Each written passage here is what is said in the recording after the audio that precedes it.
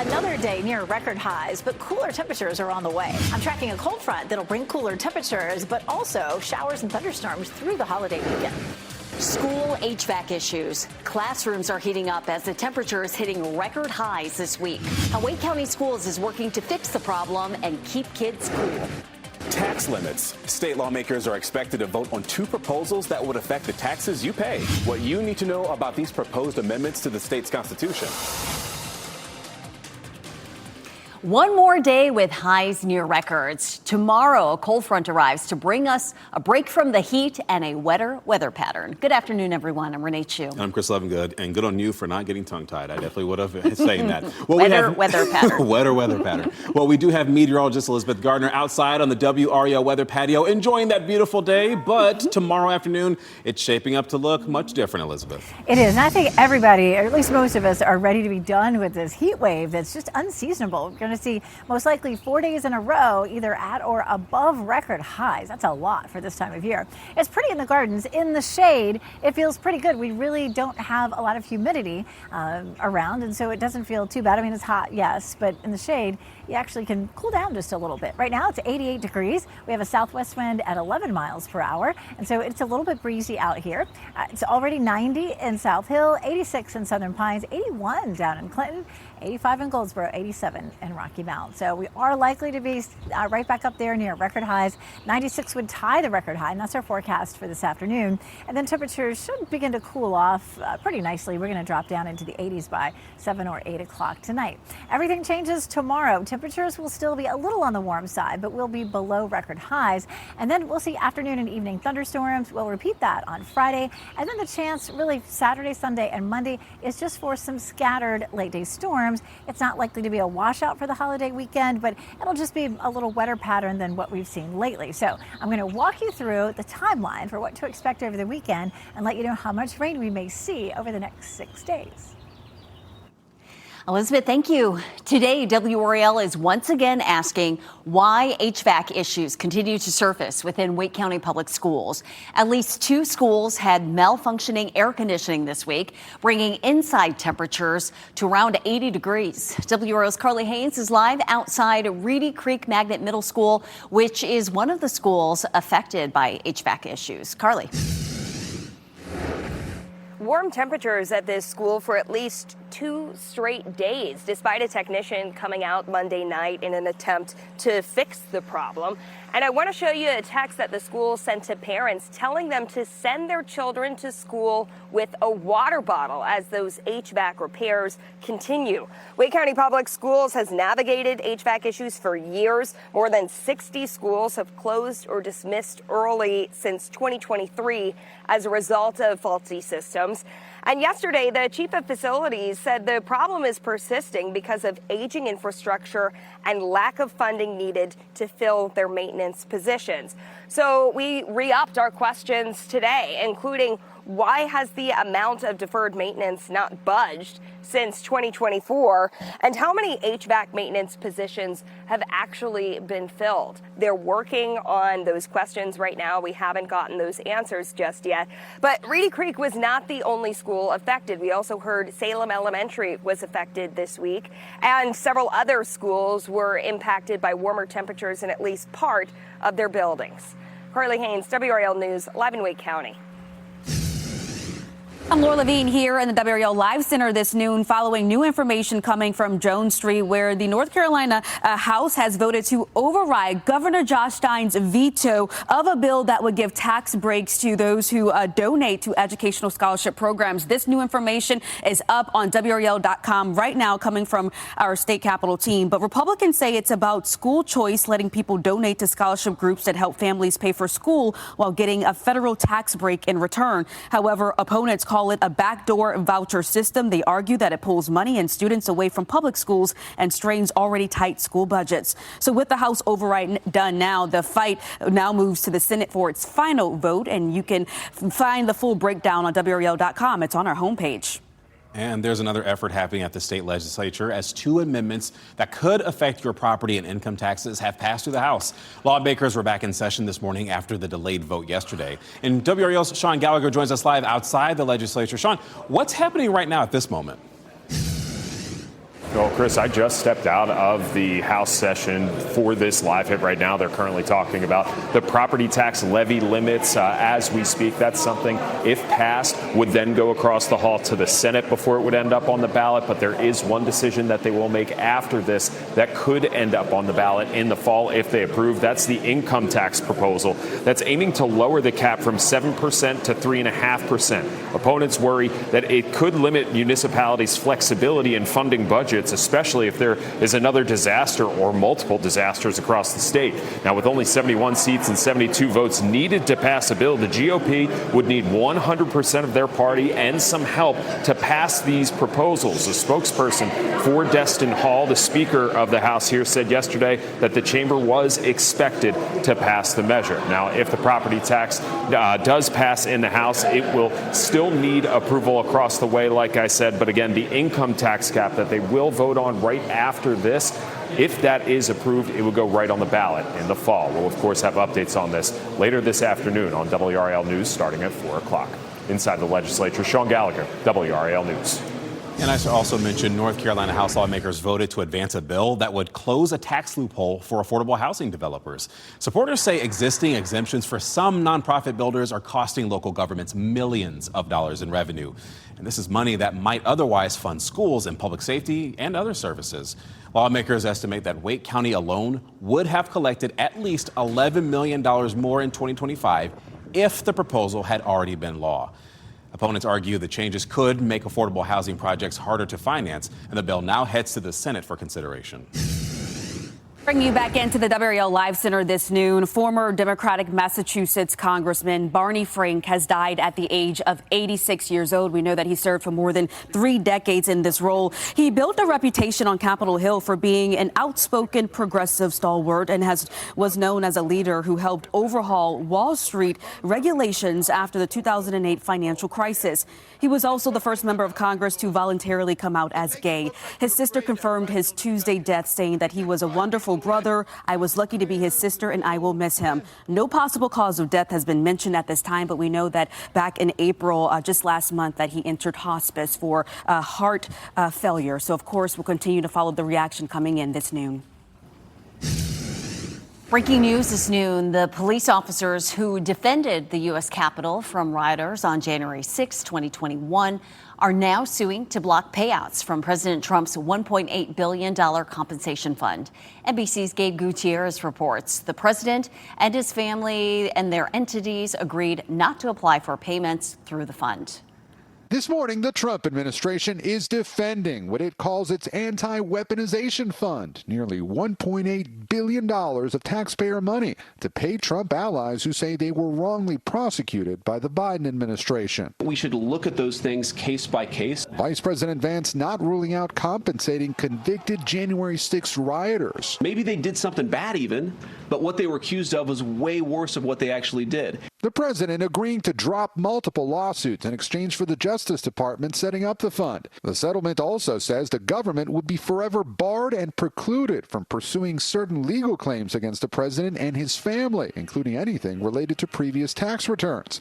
Overnight, protesters projecting this quote on the DOJ headquarters. On Capitol Hill, Democrats grilling acting Attorney General and former Trump personal lawyer Todd Blanche. This is corruption that has never been more blatant. Even the Senate's top Republican saying he's not a big fan of the fund. There are and will be, continue to be, a lot of questions around that the administration is going to have to answer. Blanche telling lawmakers he'll pick a 5-member panel to decide how to distribute the money, though he could not guarantee the names of those who receive payouts would be disclosed. There's obviously laws that exist around privacy that may prevent some of the information that the commission takes in from being fully public. Overnight, longtime Trump ally Mark Caputo, who says he was unfairly investigated over Russia's efforts to interfere in the 2016 election, asked for $2.7 million in restitution.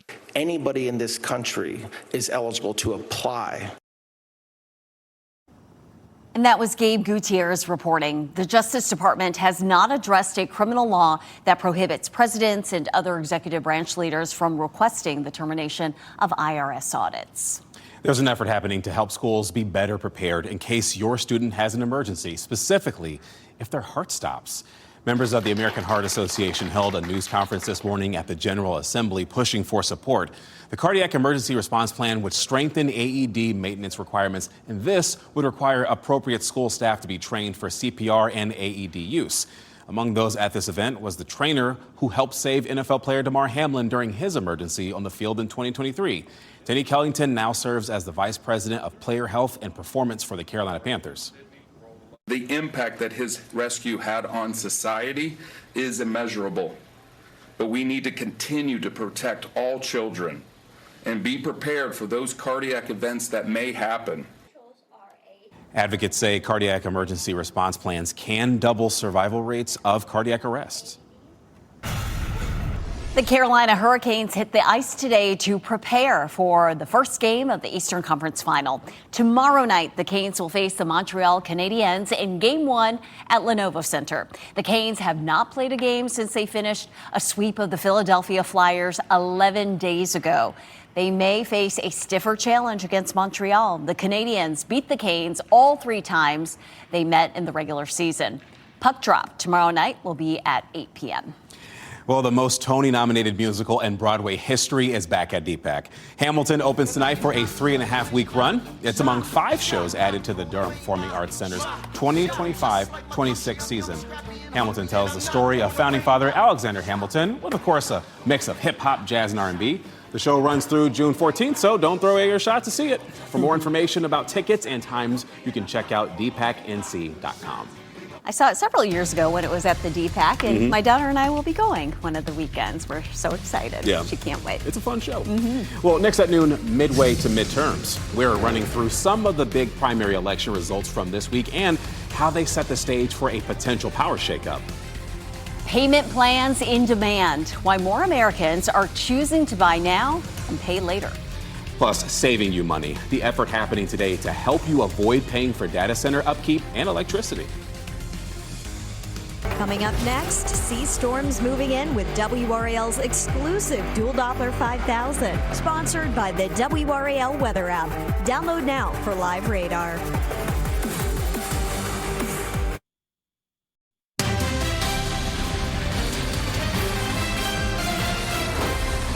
Voters cast primary ballots in 6 states yesterday to determine who will be on the ballot in November. And we have a few results this noon. Former Atlanta Mayor Keisha Lance Bottoms comes out on top in the Democratic primary to become Georgia's next governor. Bottoms cites expanding health care, affordable housing, and better education as among her top issues. Her Republican opponent remains unclear. Lieutenant Governor Burt Jones and billionaire healthcare executive Rick Jackson will face off in a June runoff in the Republican primary. Georgia voters have not elected a Democrat governor since 1998. The race is set to fill Senator Mitch McConnell's seat. Congressman Andy Barr secured the GOP nomination, and former state representative Charles Booker secured the Democratic nomination.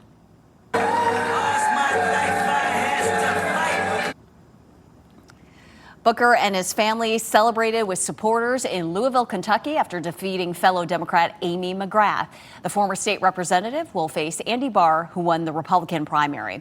Booker ran for U.S. Senate in 2022, where he was defeated by current Senator Rand Paul. Booker says this moment is bigger than politics. We all realize we can't keep doing things the same. And I'm just proud to represent the possibility, not only for Kentucky, but for this country. Democracy, the pursuit of it still lives. Northern Kentucky is a significant player in statewide elections and will be closely watched. Over in Kentucky, Renee, a Republican congressman lost his GOP primary after President Trump threw his weight behind Massey's opponent. Now, the president clashed with Tom Massey, even calling him the worst congressman in the history of our country. Massey angered the president by calling for the release of the Epstein files, and the congressman voted against the budget and questioned the war with Iran. Meanwhile, Ed Galrein, a farmer, was recruited and endorsed by the president and his allies. This race was one of the most expensive ever, with more than $30 million being spent on advertising. And up in Pennsylvania, incumbent Josh Shapiro won the Democratic primary for governor there. Shapiro and State Treasurer Stacey Garrity will face off this fall in a race for governor in the country's largest swing state. Both candidates were unopposed in their primaries. Today is the fourth straight day of record heat, and the effects of it can really add up. Meteorologist Chris Michaels talks to us about the benefits of electrolytes during stretches like this. It wasn't until taking my certification to become a personal trainer that I learned the importance of not just hydrating, but rehydrating with electrolytes. So according to NASM, the National Academy for Sports Medicine, men need about 16 cups of water a day, women about 12 cups of water a day. You get that mostly through beverages. 20% of your water intake comes from food. But with electrolytes, we're talking about things like sodium, calcium, magnesium, and potassium. Obviously, if you're losing water when you sweat, you're also losing sodium, so you need to replenish that in order to prevent cramps. That's what magnesium does a lot of, and also to maintain performance, not just for athletes, but for those of you that have to be working outside. So on days like today and throughout much of the summer, you know, exercising outside is mostly a choice. So it's really those early and late hours that are probably best for you to get outside. In fact, the North Carolina High School Athletics Association uses something called the wet bulb globe temperature. We're talking about that in deeper detail right now on WRAL.com. And you can also find a list of beneficial foods that are rich in electrolytes so that you stay hydrated and strong throughout the heat.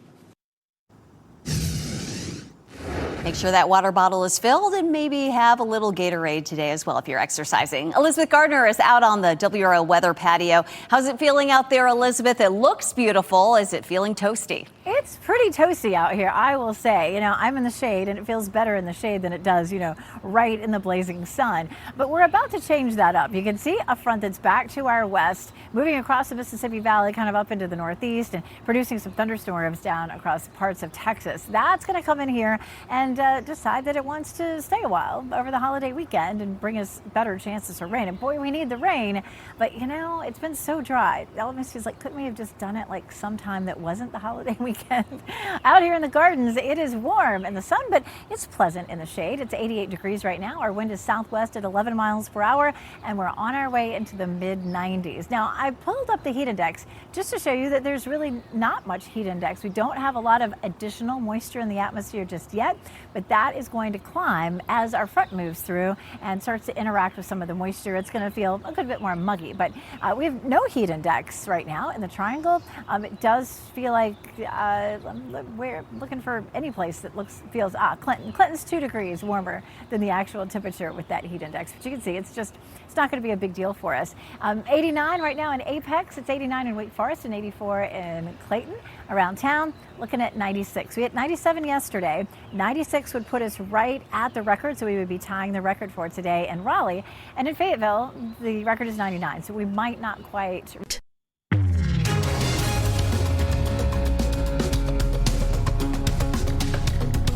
Official or not, summer is here, which means it's time to stock up on your sunscreen before hitting the pools or beaches this holiday weekend. Consumer Reports tested more than 100 sunscreens, so you know what's best for you and your family. 5 at her sites, Keely Arthur shares the findings. From sprays to lotions, Consumer Reports tested more than 100 sunscreens this year. A lot of the sunscreens in our ratings flights.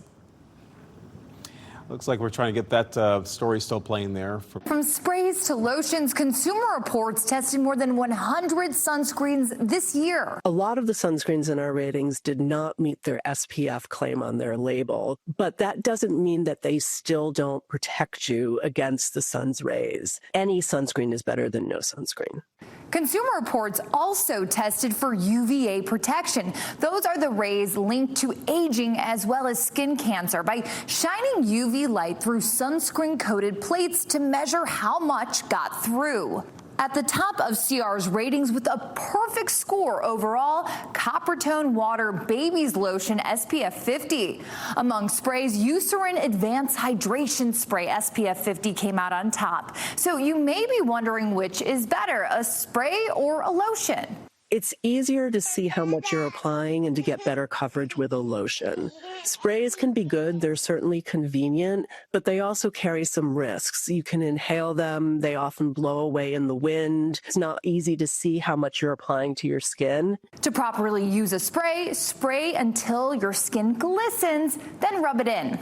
Bottom line, testing shows not all sunscreens perform the same, but using one and using it the right way can make all the difference. Keely Arthur, 5 on your side. Buying a new home might be a better purchase in the long run. That's according to new data from a real estate group.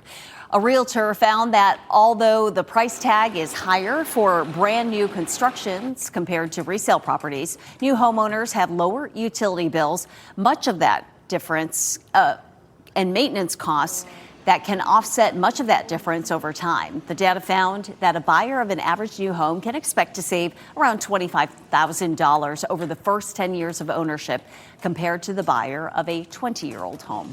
Well, to live comfortably, more Americans are relying on buy now, pay later plans. That's according to a study from Gallup that tracks buying trends. More than 2 of the people surveyed say they tried an installment plan at least once. More than a quarter reported using them more often. The study says lower income Americans rely on the plans to avoid racking up credit card debt. Data center regulations. Lawmakers are discussing a new bill that addresses the high energy usage that they bring. How that bill could keep you from seeing skyrocketing energy bills. Plus, honoring the victims. 3 people are praised for their heroic actions during the mosque shooting in California. We're going to hear the emotional tribute from the family of one of the victims. And we do have a look at your winning NC Education Lottery numbers right here on your screen.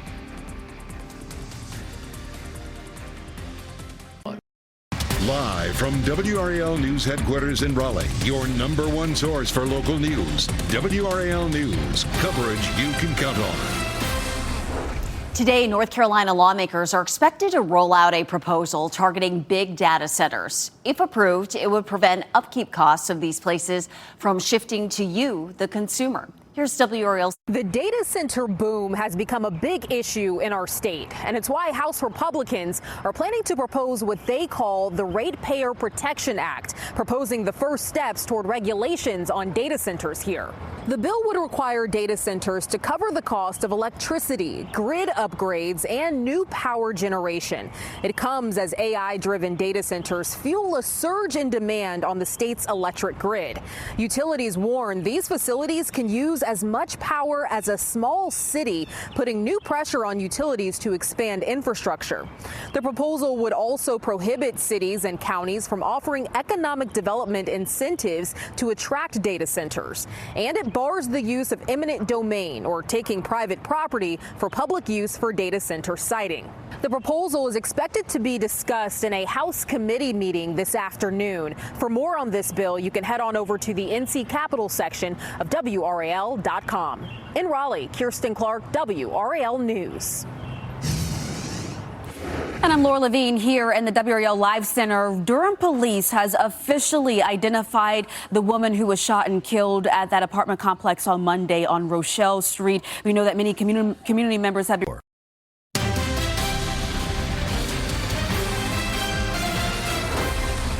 The education field is actually a second career for our Teacher of the Week. And WRAL's Ken Smith introduces us to a teacher who spent her entire professional life protecting and educating children. Make sure you are very thoughtful of the words that you use. Layla Salary is always looking for thoughtful ways to reach her students in her 5th grade class at Parkside Elementary. I really want this to sound like your voice. On the day we surprised her, she and her students were working on writing public service announcements. We were talking about using words that actually grab people, right? This is just one of many ways Miss Salary empowers her students and helps them build their confidence. I realized that for me, I am a person that enjoys immensely being around kids and teaching and watching them flourish. Those were the ones that grabbed your attention, that you really wanted to watch. Miss Salary is in her 6th year as a teacher. All right, you guys. Before this chapter of her life in the classroom, though, she worked for a number of years in Child Protective Services, and that experience is reflected in her approach to teaching. I'm very mindful that when children come in each and every day, that there's a whole other world that they're coming from. and I don't know it. I'm very mindful that school can be a safe haven for many people. Miss Salary, you are WRAL's Teacher of the Week. Give her a big round of applause, class. Congratulations. Thank you so much. You're welcome. Well, congrats to her. And hey, if you'd like to nominate a teacher, go to WRAL.com and enter Teacher of the Week in the search box. Schools are safe havens. Paternal postpartum depression. Becoming a father is a major milestone, but some men struggle with the new responsibility. The warning signs that it might be time to seek professional help. Yes, gentlemen, it is a real thing. Plus, lead exposure. A pediatrician explains why children face a higher risk during the warmer months and how parents can protect them.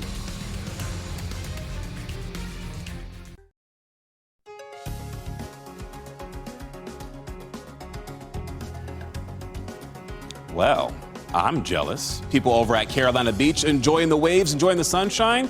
Wow, you and I are just looking through it now as you're watching WRAL News, available in Spectrum and the WRAL app on your TV or streaming device. You know, supporting a mom and newborn is so important, especially from pregnancy through the first year after birth. But men, we can also struggle with the trials of fatherhood, and our mental health and well-being is often overlooked. Here's Mandy Gaither to explain some symptoms that new fathers may experience. In a society that often views men as masculine, providers and protectors, it may be hard for some new fathers to admit they're struggling. Thankfully, this is a topic that's finally getting the attention that it deserves. Psychologist Adam Borland with Cleveland Clinic says becoming a dad is a huge life step and it requires attention and self-care. Up to 10% of fathers experience perinatal depression during the pregnancy and the year following birth, and up to 15% face perinatal anxiety. Really encourage dads of all ages and all situations. It doesn't just have to be new dads, to open up and talk about what it is that they're feeling and to normalize it. Some perinatal mental illness symptoms include feelings of loneliness or feeling overwhelmed. They may be withdrawing from family, questioning their self-worth, or have emotional and physical fatigue, poor focus, and irritability. It can even lead to substance abuse or other risky behaviors. I think it's important to engage in healthy activities, exercise, creative outlets, making sure that you really separate yourself from work, stress, monitoring technology and phone usage, and really prioritizing being in the moment. Borland says others can help support fathers by creating a safe space for them to talk, where there's no feelings of shame or that they're burdening anyone with their struggles. Help them know they don't have to be perfect. This is not a weakness. This is actually a strength to recognize that, you know what, I need help as well. And if you get help, that way you can show up for your family and support them the way you need to. I actually did a story on this very topic not long before I became a dad. It highlights the work that a local doctor is doing to help dads and their families when a newborn enters their lives. You can find that story over on WRAL.com. Lead exposure is a concern year-round, but experts say risk can increase during the warmer months for kids. Lead exposure mainly comes from ingesting or inhaling dust from deteriorating lead-based paint from older homes, especially those built before 1978. Now, if you notice lead paint that's chipping, clean the area with a damp cloth and mop, and then safely cover or repaint it to prevent further exposure. Keep in mind that the risk extends outside as well when lead paint deteriorates and flakes off the exterior of a home. What we find is that when kids are playing outdoors, especially if they're playing on bare soil where, there isn't grass that's kind of covering the soil and keeping it down, or mulch, they are at risk for being exposed to lead that's in the soil around homes. And while there is no safe level of lead exposure for any children under age 6, they are at the greatest risk because their brains are still developing. Lead poisoning can cause irreversible damage in this age group, leading to things like developmental delays and behavioral problems. Children with lead poisoning often have no symptoms, and that's why it's important to check with your pediatrician to see if your child should be tested. 05.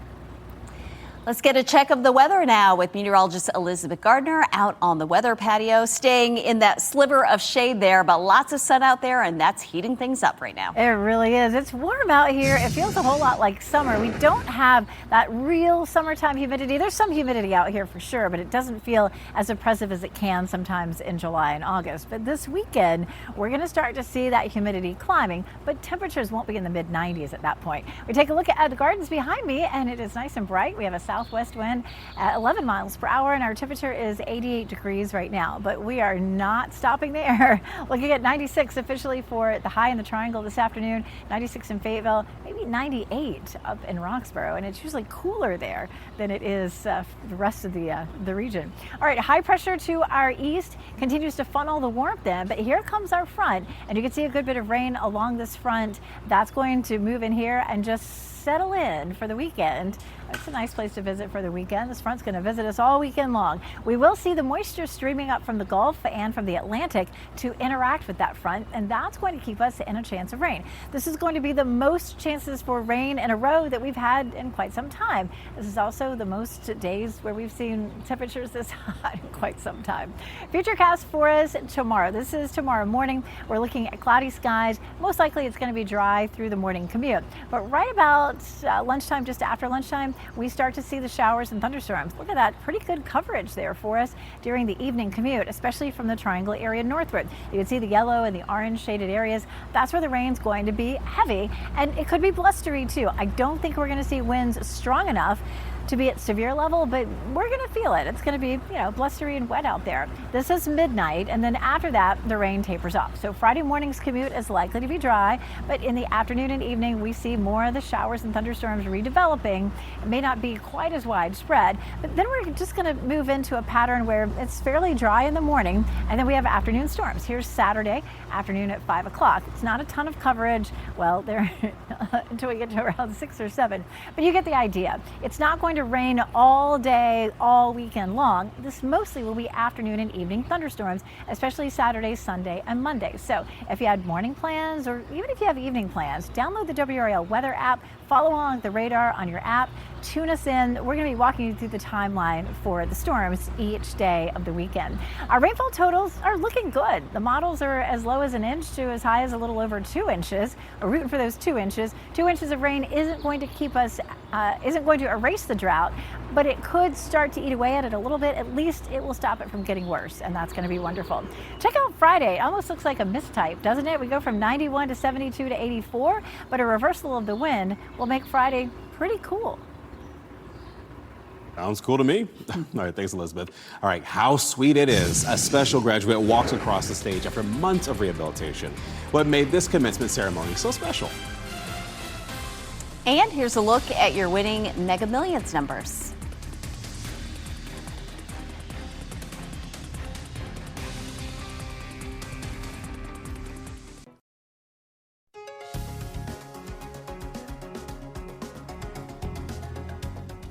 As we wrap things up, here's a look at a few of the headlines we're following today.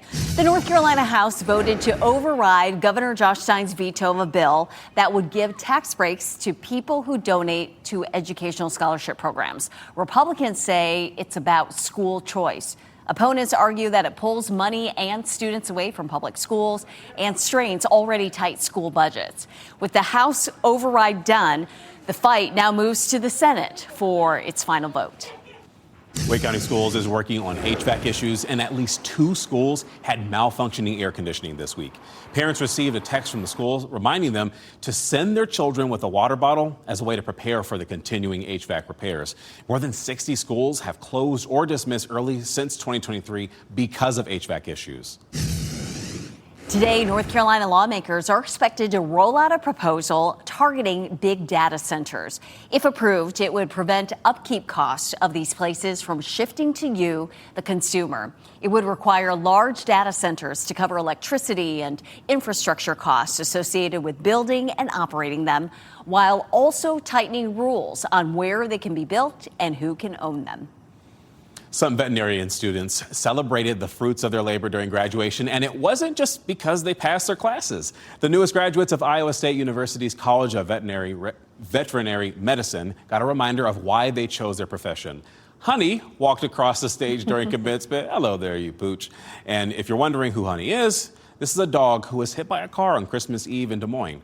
And her owner, an unhoused man, could not afford her care, but didn't want to put her down. So the students gave the dog the care it needed, thanks to $27,000 in funding from a nonprofit. Oh, beautiful, beautiful, touching story. Well, pets might be shifting traditional family dynamics. New data reveals that pet parenthood is beginning to rival traditional parenthood. Of those surveyed, 62% said pets allow for more freedom than having children. But 27% of current pet owners say they do plan to eventually have kids. More than half say a furry first child is a good way for couples to see if they are ready for children.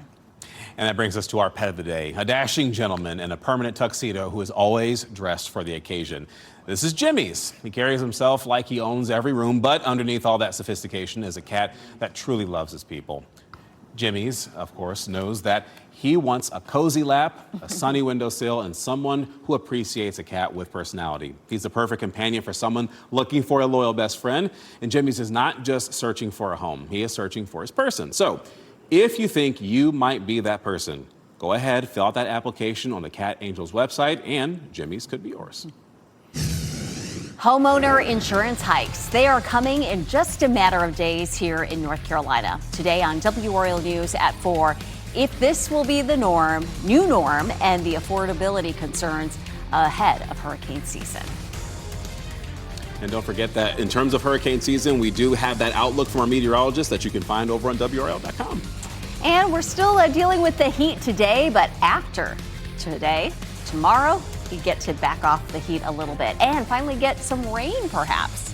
NBC News Daily is next on WRAL, your next local news update in 30 minutes. And hey, you can always get some breaking news updates anytime with our WRAL News app. Hope you have a blessed day today.